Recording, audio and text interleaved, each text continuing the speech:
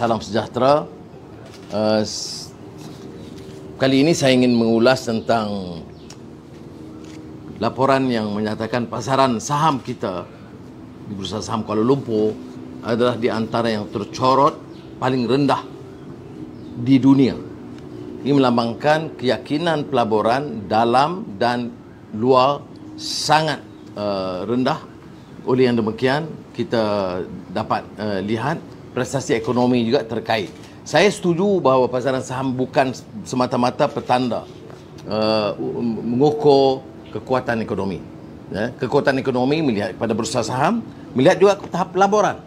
Dari sudut pelaburan asing telah kita sentuh sebelum ini bahawa di kalangan negara ASEAN hanya Filipina yang mencatat kenaikan, yang lain tu merosot. Tetapi merosot kecil, 20%, 50%. Malaysia merosot paling buruk dan parah di ASEAN, sekitar 68%.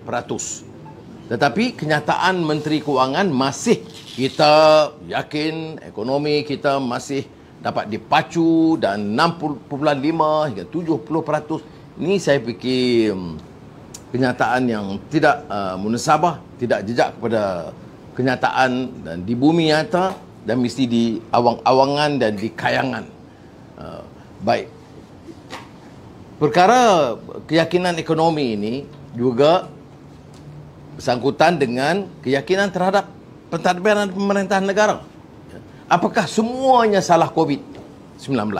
Saya nak sebut, semua negara ASEAN malah di dunia juga mengalami masalah yang sama, iaitu membendung masalah COVID-19 yang menyentuh soal kesihatan awam dan juga pertumbuhan ekonomi. Kita akui. Tapi mengapa Malaysia mencatat keadaan yang paling buruk, paling parah? Kerana tidak ada keyakinan, kerana pengurusannya lemah, kerana menteri-menteri mungkin sibuk dengan mengatur pingat baru yang diperolehi, ataupun ada yang masalah-masalah lain yang dibangkitkan dengan masalah kontrak yang tanpa tender, dan ini nampak jadi rebutan sekarang. Saya fikir wajar pimpinan kerajaan sekarang mengambil tanggungjawab yang lebih, melihat kepada kenyataan-kenyataan baru tentang merosotnya pelaburan dan tercorotnya bursa saham. Saya mengucapkan syukur Alhamdulillah kerana Menteri Hamzah Zainuddin, Menteri Kementerian Dalam Negeri, telah sihat dan hari ini mula bertugas.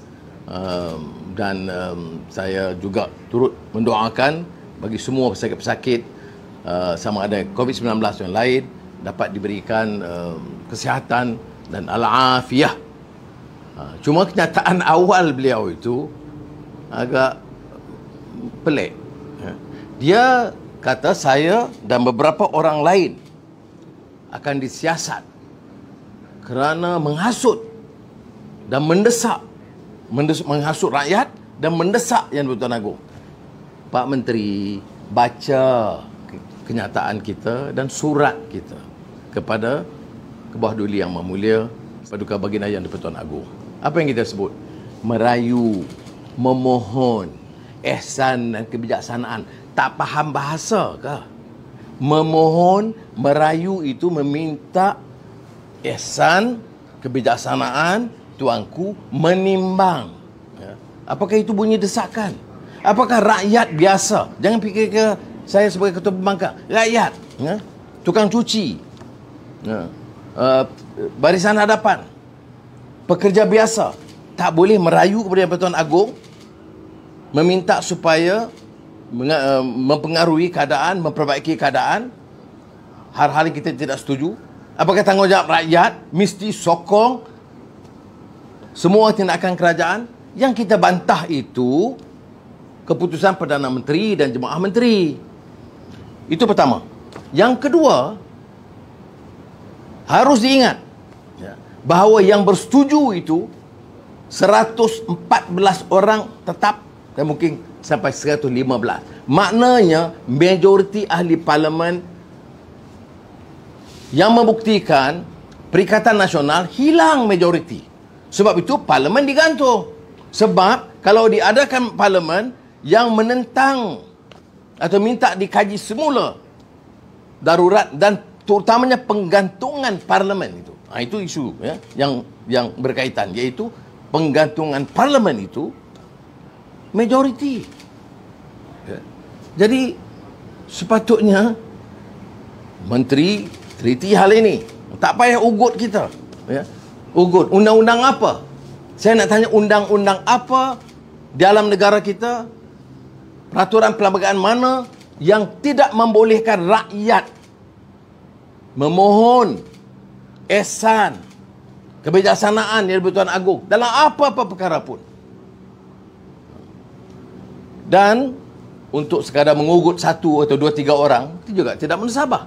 Karena yang membawa kes ini ke mahkamah, ya, saya bagi pihak Pakatan Harapan dan ahli-ahli Dewan Undangan Negeri dan juga ahli-ahli daripada NGO termasuk Bersih yang telah kebukakan ataupun akan kebukakan rayuan di mahkamah.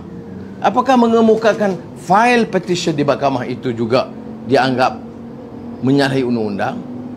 Jadi saya harap pimpinan negara ini jangan guna ugutan. Kamu sudah kalah dalam pertarungan politik, sudah hilang majoriti. Hadapi kenyataan ini dalam suasana demokratik dan jangan guna ugutan. Ini saja yang mampu saya jawab, dan saya akan tentu bagi kerjasama kepada semua pihak, termasuk pihak polis, kalau difikirkan ada alasan perundangan. Bukan ikut arahan menteri. Ini kenyataannya menteri mengeluarkan kenyataan seolah-olah mengarah. Saya harap polis dapat menjalankan tugas mereka secara profesional dan kita akan memberikan kerjasama yang sebaiknya. Terima kasih.